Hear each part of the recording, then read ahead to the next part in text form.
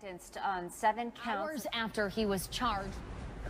When the initial stories came out, I think the severity of what happened did impact our sport. It's not even an allowed. Branch Gymnastics owner Cindy Sharn says the far-reaching shadow the USA Gymnastics sexual abuse scandal cast over the sport did not darken Olympic dreams. Come on.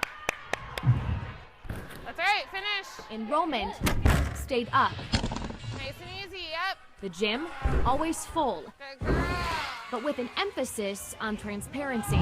I think it's really important even too for parents and kids to talk about like what's appropriate, what's inappropriate. Sharn says her gym continued to follow strict travel policies and additional security cameras were put in place. If there was a question or a concern, a parent was able to come in and sit down and view the footage. Practice time was also taken to focus on physical and mental health. Good stick. Good girl. But in 2020, everything changed. A gym gone dark as the COVID-19 pandemic stopped the gymnasts in their tracks. Practice on the mats turned to practice over Zoom. Sharn says being flexible took on a whole new meaning. This was a bump in the highway. This is just a bump. 7 months later, the lights turned back on. Let's go, Z! The meet that ended 2020 Landing. was the beginning Finish. of 2021. Show it off here, please. It was incredible. Oh, I'm so sorry. Whew. Okay. Well, it was emotional. Cereal City was our last big event that we hosted, and then it's our first event that we got to host in COVID. Getting back on the beam isn't as easy as it may seem. It's not like riding a bike, especially not for a sport like gymnastics. So Emily Lindsay is a psychologist who works with young athletes. and a lot of times I'll frame it in the sense of like 1%, which means like every practice, how do you focus on getting like 1% better, right? And then when you add all those practices together, it adds up to 100 eventually, or pretty darn close to it. Come on, 10. At Branch Gym, Sharn says balancing physical and mental health is a skill worth more than a gold medal. Good. It's not their body, it's not the skill that they perform. They're important. Come on, Jen. Who they are, their character, and their personality. In a sport rocked by scandals and cover-ups, COVID-19 is just a small bump on the long climb to achieving Olympic dreams. Who do I see them a year from now? They're going to be bigger and better. Reporting for News Channel 3, I'm Kate Seifert.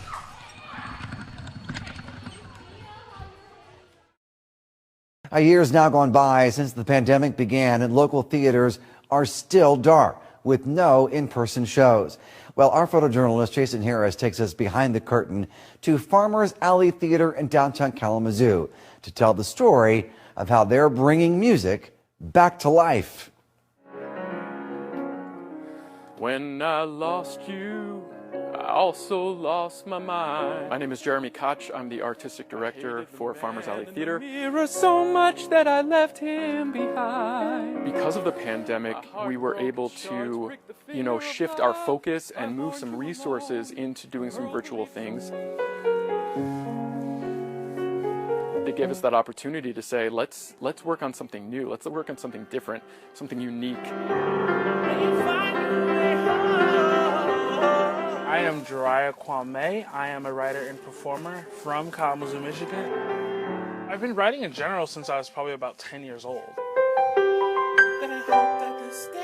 I had the idea to reach out to Jariah and say, hey, what are you working on? I was moving to New York March last year. But then COVID happened and I had to leave New York like 20 days after I moved. And he said, well, I've got this musical called Sophia Our Beloved is a new musical drama which is about a girl named Lee who is an orphan.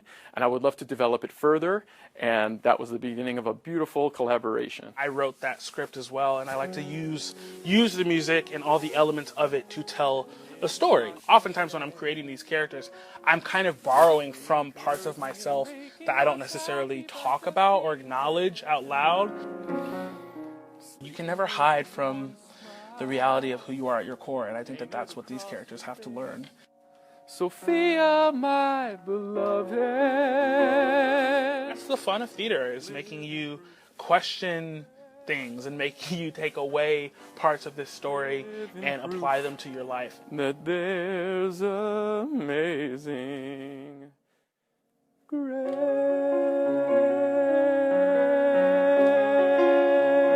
Everyone is going to know the name Jariah Kwame very, very soon.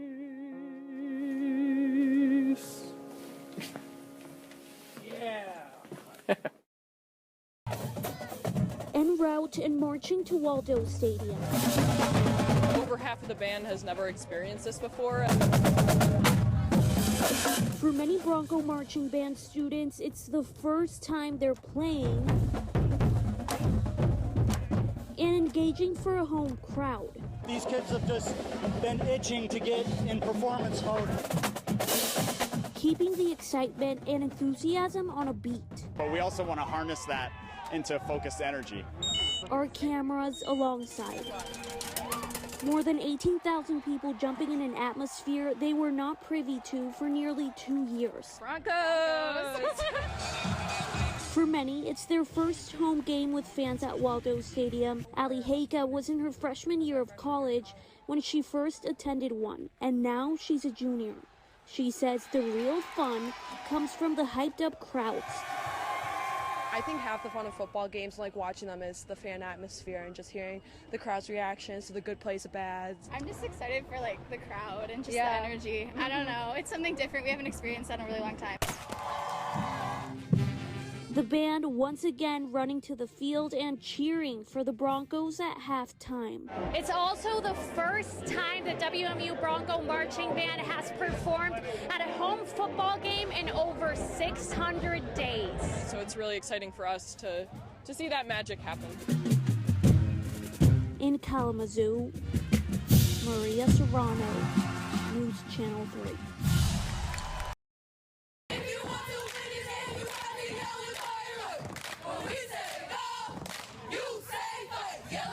The cheerleaders bring the energy. Support from the sideline. 2 people on chips. And support from the Cereal City. Do we need another table? The thing that's special about this community is that even if we weren't winning, all that would still be happening. Battle Creek Central head football coach Lauren Granger enjoys a post-practice meal with his team. It's something rolled out by the school's Gridiron Club weekly. Estimated roughly around 140 between the kids and the staff. Our Gridiron Club is pivotal in providing our kids the meals that they need to perform at the highest level. Tomatoes? Yes, please. Christy Goins leads the charge. Come on, you already knew what I was going to ask. It's just something that we do every Wednesday during game week. So our 9-week season. And then, of course, if we make it to playoffs, we do the same thing.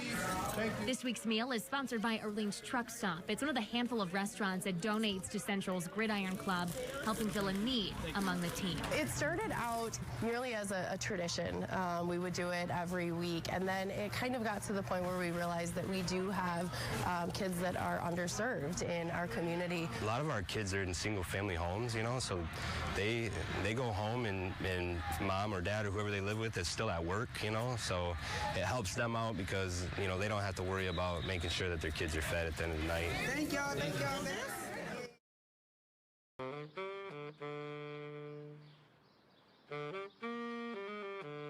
For Tyree Broadway, music is about bringing joy. I love making the kids smile. I love making the puppies like look sideways. While being socially distant. So that's one reason I play saxophone, because I can still engage with people, but not necessarily be like really close to them. Broadway is careful about avoiding crowds during the pandemic, but soon downtown Kalamazoo could become a lot busier. Governor Gretchen Whitmer says beginning next Tuesday, indoor capacity restrictions will be lifted and Michiganders won't have to wear masks regardless of vaccination status.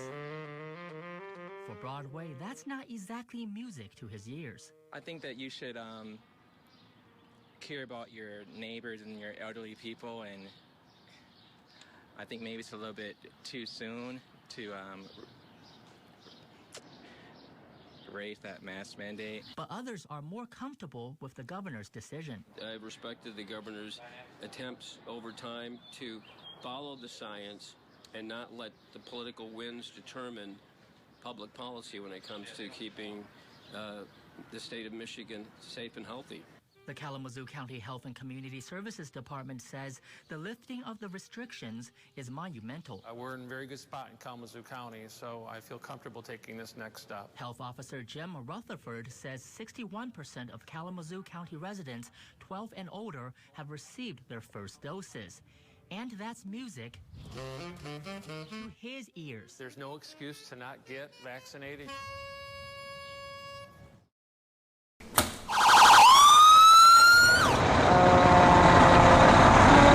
It was emotional. We just want him home. We want him home. They're not really doing much for him at the hospital, so why not come home? I'm Devin Strong's aunt, Lisa. It has definitely been a roller coaster ride. More downs than ups. This is so heartbreaking. Hoping today will change things as far as Devin becoming more alert. He's got his animal to his face. Hey, Devo! It's either to come home or to go to a nursing home. Well, that's not going to happen. It's okay, baby. We're just gonna go hour by hour, day by day, minute by minute, as we don't know what the future holds at this point. It's okay, baby, you're home. Don't cry, baby. Hopefully getting him home today will jumpstart his brain. I'm excited, I'm overjoyed, but we're nervous. It's okay, Mama. It's gonna be an adjustment, and it's scary. I mean, I don't know how else to describe it. It's actually overwhelming and scary. Like my heart's gonna jump out of my chest. This is what he calls home. This has been a big adjustment not only to Devin's life, but all of our lives. Our lives have changed forever at this point, unless we have some miracles. And I believe in miracles. We will do whatever we have to do to make him comfortable and happy. Get strong, let's go! Small town, big football. Success breeds success, and that's what we're hoping to build on. Nice, big O. Football in a small town goes together like peanut butter and jelly. Way to make that catch. But over the last decade, Michigan has seen a big drop in participation. According to the MHSAA, over 46,000 kids played ball during the 07-08 season. By 2018, that number dropped to just over 35,000, and last year saw another decline. But Colin's football program isn't following that trend. Its numbers are up, and despite canceling their Youth Rocket football program in 2020, participation this year is up 50%. Go straight lane, and then turn just a little. A lot of it's the culture that we've built. Kids want to be a part of it. They come to the games, they're involved, they're standing on the sidelines, wearing their little jerseys, cheering them on. It's not so much as, oh, I got to play football because my dad played football. No, it's more like, oh, I want to play football because, you know, those guys are winners. I want to be one of those guys. I was thinking to myself, like, I could be there someday, and I just got to keep pushing and pushing. You had to get more pants and more helmets and more shoulder pads, but it's a good thing. There you go. That equipment can help protect these young athletes from injuries, including concussions. The MHSAA says safety is a priority for keeping players on the field and to prevent declining participation. Colon head coach Robbie Hatton says it's something his program takes very seriously as well. I tell every parent right now, football has never been more safe than it is today. The amount of stuff that they're changing to make the game even safer is just every day it gets better and better. Okay. Anything that your kids do, there's always the tendency as a parent to not want to breathe while they're doing it. Just like that, really. And so while, sure, there is the mild concern of injury, it doesn't outweigh what I see as the benefits. Ooh, there you go. That's tight.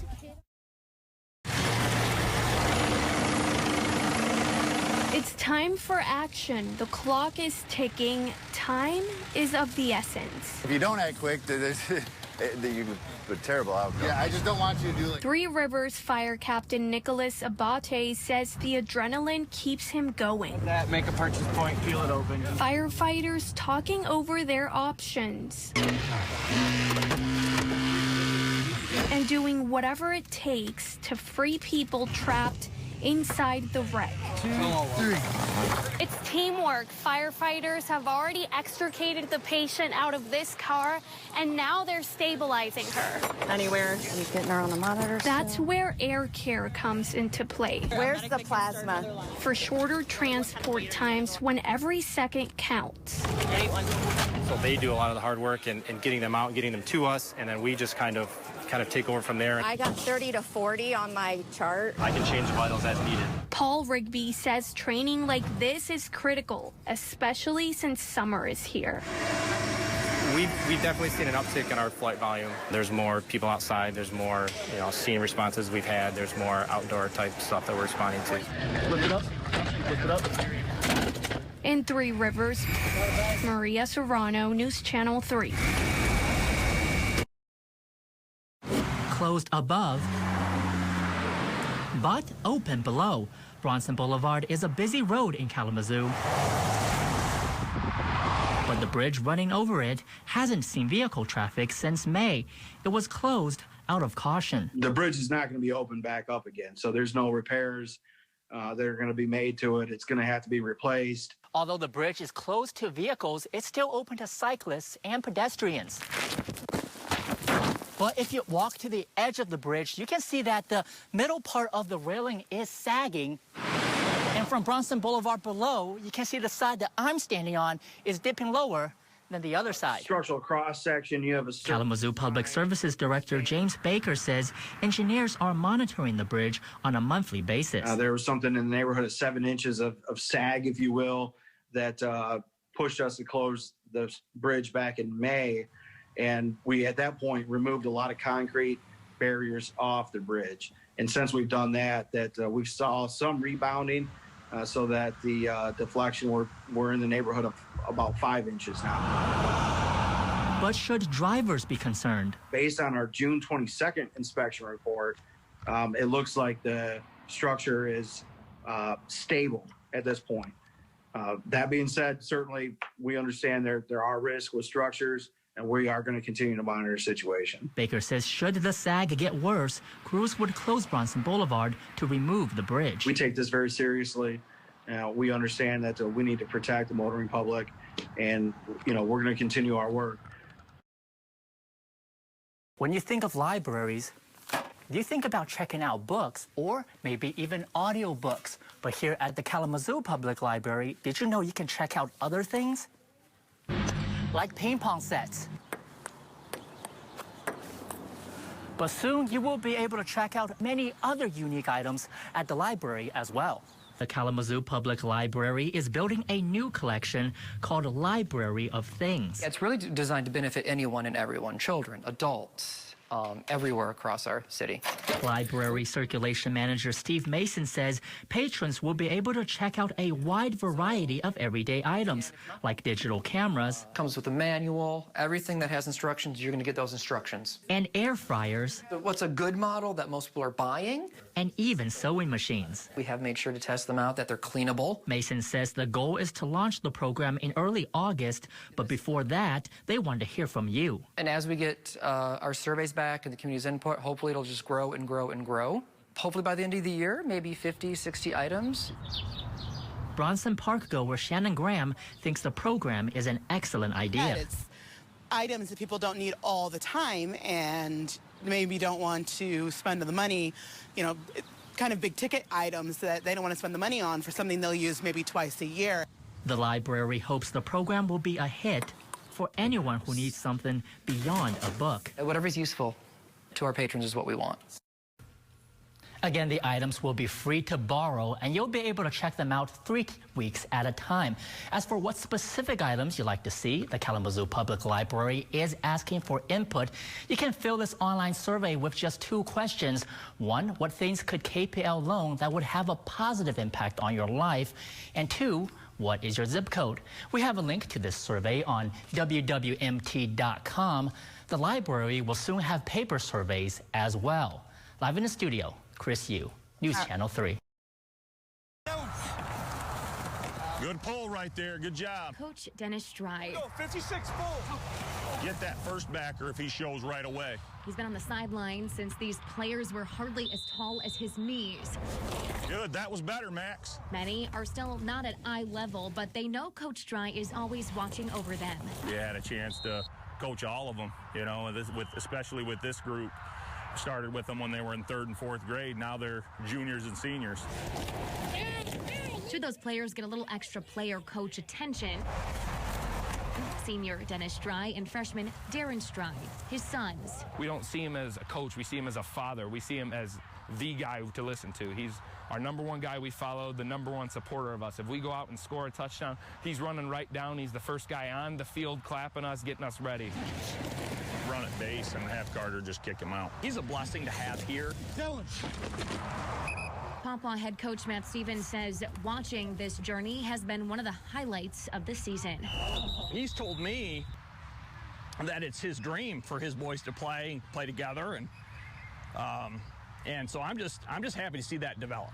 You know, you have a good friend who has his kids come and play, and you know, it's hard for me not to get a little emotional about it right now. For the first and last season, senior Dennis and freshman Darren get to share the varsity field. Oh, it's so much fun. It's just cool to be able to go dominate out there with your little freshman brother on one side and you, the big senior, on the other side. It's always funny, though, like if I make a mistake, he'll come pat me on the back, don't mess with me like a big brother, but then we just keep going. A football and family bond that won't be broken. To watch the two boys play together and have their dad, it's pretty special.